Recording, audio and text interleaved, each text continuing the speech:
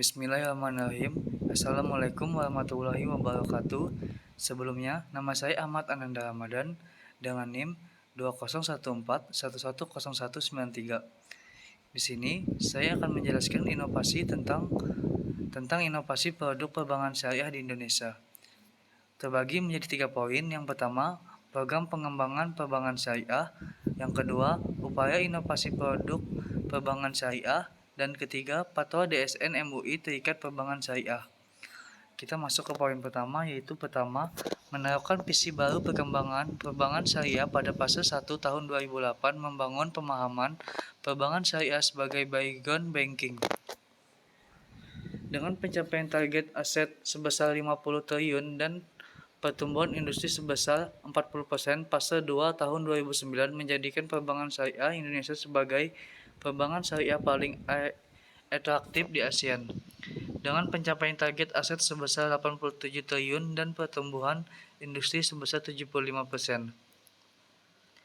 Fase 3 tahun 2010 menjadikan perbankan syariah Indonesia sebagai perbankan syariah termuka di ASEAN dengan pencapaian target aset sebesar 124 triliun rupiah dengan pertumbuhan industri sebesar 81%.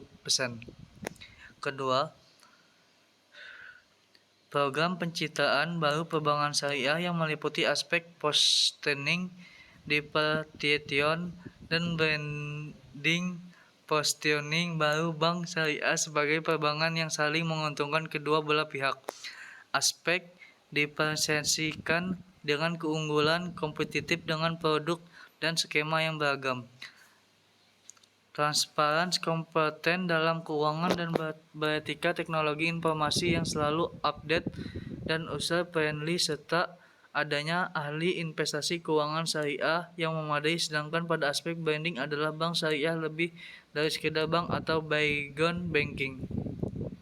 Ketiga, program pemetaan baru secara lebih akurat terhadap potensi pasar perbankan syariah yang secara umum mengarahkan pelayanan jasa bank syariah sebagai layanan universal atau bank bagi semua lapisan masyarakat dan semua segmen sesuai dengan strategi masing-masing bank syariah. Keempat, program perkembangan produk yang diarahkan kepada variasi produk yang beragam yang didukung oleh keunikan value yang ditawarkan saling menguntungkan, didukung jaringan kantor yang luas dan penggunaan standar nama produk yang mudah dipahami. Kelima, program peningkatan kualitas layanan yang didukung oleh SDM yang kompeten dan penyediaan teknologi informasi yang mampu memenuhi kebutuhan dan kepuasan serta mampu mengkomunikasikan produk dan jasa bank syariah kepada nasabah secara benar dan jelas, dengan tetap memenuhi prinsip syariah. Dan keenam, program sosialisasi dan edukasi masyarakat secara lebih luas dan efisien melalui berbagai sarana komunikasi langsung maupun tidak langsung, media cetak, elektronik, online, website, yang bertujuan untuk memberikan pemahaman tentang kemanfaatan produk serta jasa perbankan syariah yang dapat dimanfaatkan oleh masyarakat. B.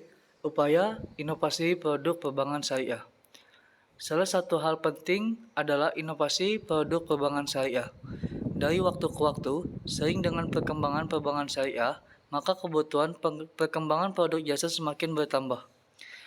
Inovasi dalam rangka perkembangan produk dan jasa perbankan yang baru dinilai penting karena masih banyak bentuk layanan jasa keuntungan atau keuangan yang perlu dikembangkan untuk memenuhi kebutuhan dunia usaha dan masyarakat secara umum yang terus berkembang. Dalam rangka memastikan produk dan jasa baru yang akan dikeluarkan, Bank Syariah melalui salah satu dua mekanisme, yaitu laporan rencana pengeluaran produk baru atau mengajukan permohonan persetujuan produk baru. Mekanisme pertama, yaitu pelapor produk diberlakukan untuk produk baru bank yang telah ditetapkan dalam buku kodifikasi produk perbankan syariah. Bank tidak perlu meminta izin terhadap wajib melaporkan rencana pengeluaran produk tersebut kepada Bank Indonesia yang mendapatkan pengesahan paling lambat 15 hari sebelum produk yang dimaksud dikeluarkan. C. Fatwa DSN MUI terikat perbankan syariah. Terbagi menjadi 4, yaitu Dewan Syariah Nasional. Kedua, Fatwa Dewan Syariah Nasional.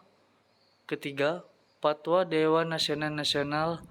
Keempat, Fatwa Dewan Syariah Nasional Nomor DSN MUI 4 tahun 2000 tentang hawalah. 5 fatwa ini dalam implementasinya masih terkendala oleh berbagai peraturan teknis terkait secara komunikasif dan saat ini dalam produk penyusunan ketentuan dimaksud.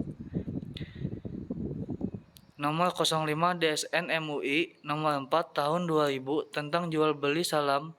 Fatwa ini dalam implementasinya terkendala oleh sistem di internal perbankan dan belum ada pengembangan untuk implementasinya mengingat minimnya respon masyarakat dan pasar yang belum kuantitatif. Selain itu, ketentuan yang lebih bersifat teknis operasional masih perlu disempurnakan. Nomor 30 DSN MUI Nomor 6 tahun 2002 tentang pembiayaan rekening koran syariah. Implementasi fatwa ini terkendala oleh sistem internasional atau internal bank yang belum tersedia dan petunjuk teknis regulasi yang masih merujuk kepada perkembangan konvensional.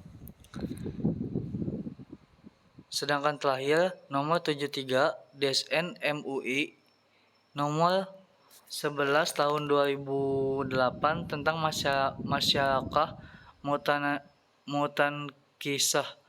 Fatwa ini baru diterbitkan oleh DSN MUI sehingga masih perlu dilakukan sosialisasi kepada industri dan masyarakat mengenai mekanisme kerjanya serta disusun ketentuan teknis pelaksanaan baik dalam bentuk peraturan Bank Indonesia PBI, Pedoman Akuntansi Perbankan Syariah Indonesia (PAPSI) dan Pernyataan Standar Akuntansi Keuangan Syariah PSAKS.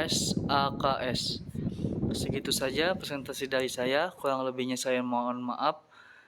Terima kasih. Wabillahi taufiq wal hidayah. Wassalamualaikum warahmatullahi wabarakatuh.